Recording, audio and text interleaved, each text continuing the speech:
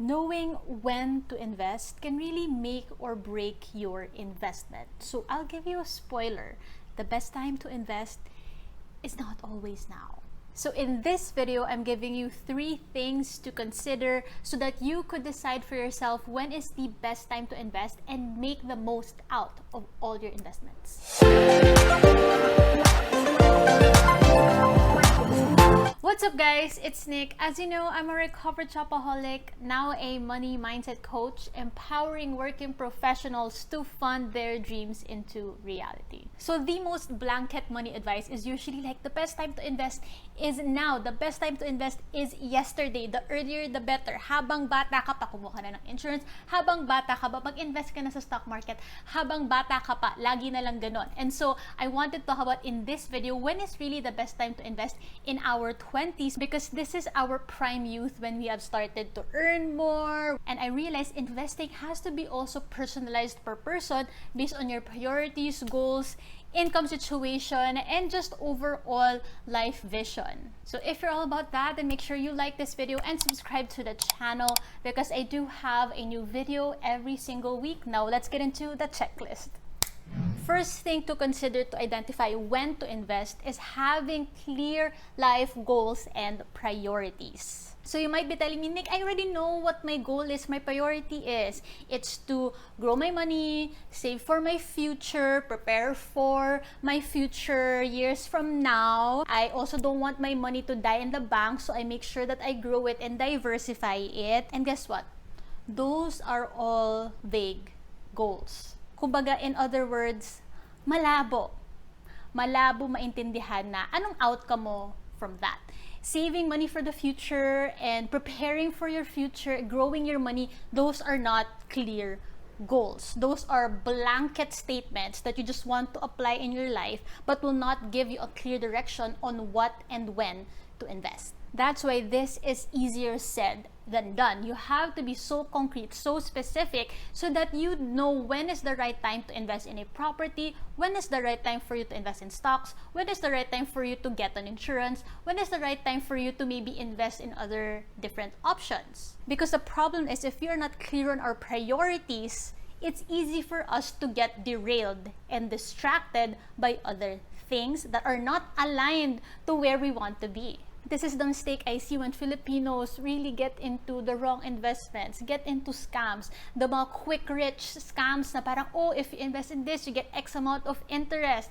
Oh, if you just invest in crypto now, if you invest in stocks now and then pull it out next month, yun yung magic formula or whatever it is. Like, there are so many promises out there and it's our due diligence, it's our responsibility to check in. Is it aligned with the priorities that we have right now? So what I always share is that when it comes to making an investment, be it be for long term or may it be you want to invest in skills, in learning, in education, in programs, in courses and all of that, it's for you to take responsibility of knowing that how is this aligned with my priorities right now? How is this aligned with the vision that I want for my life? So I'll give you my example. I was at a phase in my life, I believe like around 25, when I felt like I have saved enough money and I was at a good standing point in my career for me to really think about what my next investment would be.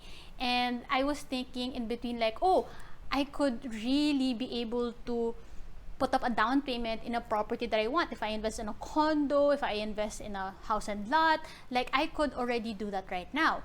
Or do I want to focus more on my career and making sure that I am living out my purpose and getting paid doing what I love every day? I've always wanted to put up my own business. I always wanted to be a coach. I wanted to always have more meaning and fulfillment in my life in a way that it's creating a positive impact on people. And so that has always been a nagging thought in my head that like, what if I do that? What if I start that? What if 1 year from now, everything could be different? You would wake up different with more passion and purpose in your life. And so I had to make that decision for myself.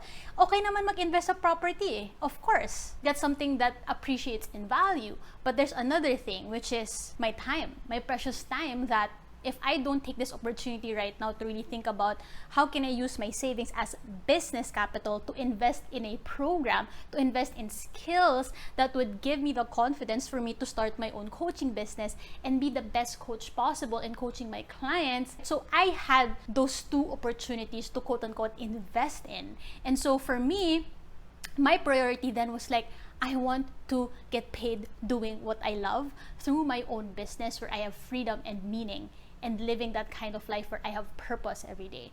For me, that was a greater priority than investing in a property. So it then gave me the confidence to make that decision of like, okay, I'm gonna use my savings as business capital, okay, to invest in a program, to invest in mentorship, in support, and skills for me to do this coaching business properly and sustainably. And then now, in terms of investing in a property, I said like, that's not really the number one thing in my priority list right now. I could move that 2 years from now, 3 years from now. And for me, I want to build the foundation first of having a career that I really, really love waking up to. And so that became my decision on knowing when I needed to invest.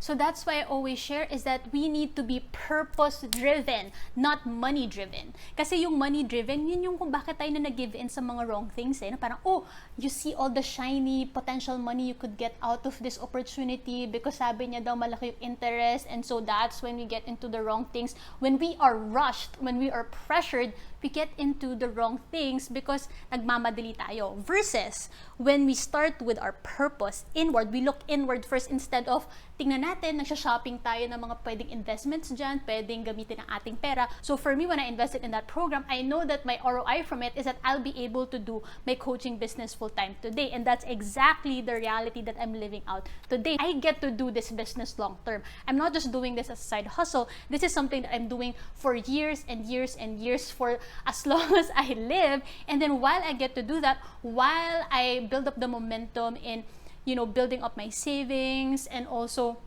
as I am also getting married soon, all of that, doon ko na figure out na parang, okay, maybe 2 to 3 years from now, maybe investing in a property, we'd be ready for it. And so that's why it's super important that we start with our purpose and priorities first.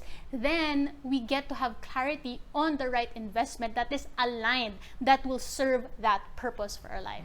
Second thing to consider when deciding if you're ready to invest is making sure that you clear out your debts and build a solid emergency fund in place before you invest for the long term. You know, having been coaching clients to be debt-free, to have that clarity and confidence to pay off their debts and just celebrate being debt-free and rewarding themselves afterwards, is that they realize that they've made this mistake of, oh, inuna agad yung insurance, or inuna agad yung pag-invest sa mutual funds, inuna agad yung pag-invest sa mga long-term retirement investments and all of that. It was a mistake because they realized that those long-term investments only became stressful for them in the long run. It stressed them out financially because, so for instance, if you pay your variable life insurance with your credit card, tapos hindi mo na bayaran on time yung credit card mo, yung binayaran mo na insurance will incur interest charges through your credit card statement. So what happens is the investment becomes a liability, a debt, instead of helping you feel more secure in the future. It does the complete opposite. Or let's say you've been investing in mutual funds or bigger insurance coverage every single year, but then the question that I like to ask my client is like, for what purpose is that? What's your intention behind that investment, behind getting that insurance? And if you don't have a clear picture and understanding of how that investment is going to benefit you clearly in the future, like exactly a specific life stage, a specific milestone in your life, then that investment just becomes a liability because you're just stressed out, needing na, oh my gosh, I need to pay this much by every year, every quarter. So it stresses you out instead of making you feel like you're prepared for your future. This is why it's so important that before you go all in with an investment, with an insurance, with long-term investment plans, is that you clear out all your debts first so that na-build mo na yung confidence sa sarili mo that you know how to handle your current income well with the right spending and saving habits. And also, because you have a solid emergency fund in place, you're not going to panic sell in the future. So for instance, the mistake I see too often is that when people buy stocks, they get into the stock market or they get into mutual funds and all of that, and then when the market drops, they panic because, oh my gosh, yun lang yung savings ko and nalugi na ako, I need to pull it out. So they panic sell their stocks, they panic withdraw all of the investments that they've made, when in reality, makakakuha lang sila ng returns doon 5, 10, 20 years from now. And so yung investment, naging loss pa, naging liability pa, nalugi pa. Instead of, if you already had an emergency fund in place, you wouldn't panic sell, you wouldn't panic withdraw your investment, knowing that, kaya nga kung may emergency fund, ito yung magbibigay sa akin ng security that if there so happens to be unpredictable circumstances right now, getting laid off from a job, or maybe medical emergency, maybe a close family relative needs your extra help financially, that you'd be able to cover that. Instead of ginagawa nating emergency fund yung investments natin. But in reality, investments are not supposed to be withdrawn right away. They're supposed to stay there for a long time before it yields the interest, the returns that we want. So I'm talking about like stocks, mutual funds, index funds, especially yung investment component in variable life insurance. I'm talking about those things that are for long-term, for your retirement. So iba naman syempre, like let's say if you invest in a program, invest in skills, invest in education. So like for what I did, I invested in a program where it gave me the skills to be a coach, to start a business. Iba din yon. Yung factor na yon, it gives you the knowledge and wisdom so that ma-apply mo agad yung natutunan mo. For me, what I see that could be a mistake, a costly mistake, is when you invest in programs, in education, in skills, when you don't apply it right away, when it just sits there in the internet, you don't open it that much, kung hindi mo siya nagagamit to better yourself in kung ano man yung purpose nung kinuha mong program na yon, kinuha mong course, or kinuha mong mentorship, if you are not applying it right away, that's a liability because you've already paid for something that you are not maximizing. So it's an expense, not an investment. When I learned the skills on how I could better myself as a coach, every single thing that I learned, I imagine right away, how can I use these skills and techniques to help my clients? I apply it right away so that it doesn't become something that just sits around na nag-hoard lang ako ng information, nag-hoard lang ako ng mga programs that I don't even apply. That's why it was so important for me that before I decided to go full-time in my business, I had a solid emergency fund. That's why I love coaching my clients in creating sustainable money habits first. And then from there, we talk about, okay, how can you be prepared for your retirement? How can you start small and investing every single month? Because pag na-build mo na yung muscle of saving consistently, of spending intentionally and mindfully, okay, if you have that right balance, it's gonna be easy for you to invest consistently because it's just something that you've already naturally gotten used to. That's really how I built my 1 million net worth today. So if you want to learn more about how I coach my clients exactly through this, then you can check the link in my bio inside my one-on-one coaching program where my clients have become debt-free for good. They've broken the cycle of living paycheck to paycheck. They are now able to have the clarity and confidence to spend on the right things, on what truly adds value to their lives, and at the same time, they can enjoy the now. The money that they have now, they can enjoy it while also saving and preparing for their future and know with confidence what to invest. Third thing to consider in knowing when is the best time to invest for you is choose the right investment that fast tracks your life goals. This is basically the premise of why I don't invest in crypto, in Axie, in all of that, because I don't invest in something I do not understand how it would fast track a specific life goal. Because the problem here is if we invest in so many things at the same time, it's gonna spread our money too thin and that we don't see like, okay, ano bang outcome nito? I'm paying for this every single month, or I'm putting aside this much money on this particular investment, whether it's G-Invest, it's crypto, whatever it is, but you don't see like what is it really for? What's the purpose? How is it gonna benefit a specific life goal? Like, will you be able to withdraw it in 5 years so that it would help you invest in a property?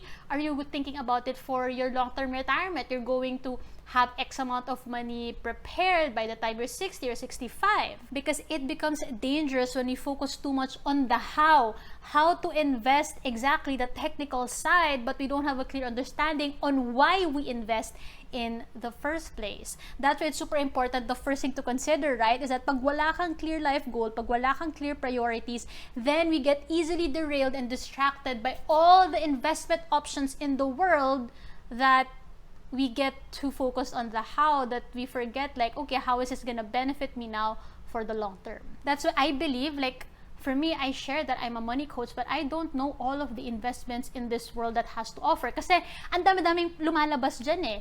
And then for me, it's just not my interest. I prefer to stick to the investment that I know is right for me, that I 100% understand. Like, that's why I invest in the stock market, specifically in the index funds, because it has a 20-year historical performance that it's going to be giving me X% of return year on year. Kahit na magka-war, kahit na magka-pandemic, eventually the economy is gonna recover. That's why I continuously invest in the stock market, in the index funds, which I teach inside my program as well. That's why it's so important for us to have a clear understanding and return on investment of every single thing that we are planning to invest on, because if it's not, then that becomes the sure way for us to lose money. So isip, ang analogy ko dyan is like, when you're in a relationship, right, you invest your time, lalo na pag sa simula, dalas-dalas nyo magkita, diba? Twice a week, thrice a week, every single week.